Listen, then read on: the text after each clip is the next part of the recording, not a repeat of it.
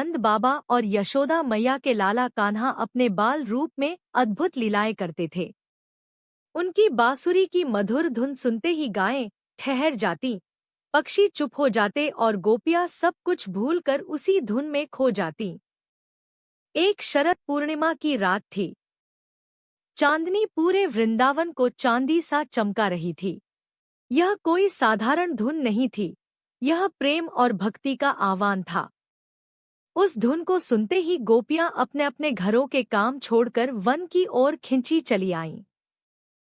जब सब गोपियां एकत्र हो गईं, तब कृष्ण ने उनसे कहा, तुम सब घर लौट जाओ, यह समय उचित नहीं है। गोपियों ने उत्तर दिया, हे कान्हा, हमारा मन, तन और प्राण तो पहले ही तुम्हारे हैं, अब लौटने का प्रश्न ही कहाँ। यह सुनकर कृष्ण मुस्कुराए। फिर उन्होंने अपनी योगमाया से ऐसा चमत्कार किया कि हर गोपी को लगा कि कृष्ण केवल उसी के साथ नृत्य कर रहे हैं। जहाँ एक कृष्ण अनेक रूपों में प्रकट हुए। बालकृष्ण बीच में खड़े होकर नृत्य कर रहे थे और गोपियां गोल घेरा बनाकर उनके साथ। यह कोई सांसारिक नृत्य नहीं था, बल्कि आत्मा और परमात्मा के मिलन का प्रतीक था। गोपियों के मन में क्षण भर के लिए यह भाव आया कि हम कितनी भाग्यशाली हैं। तभी कृष्ण अंतर्धान हो गए। गोपियां व्याकुल होकर रोने लगी।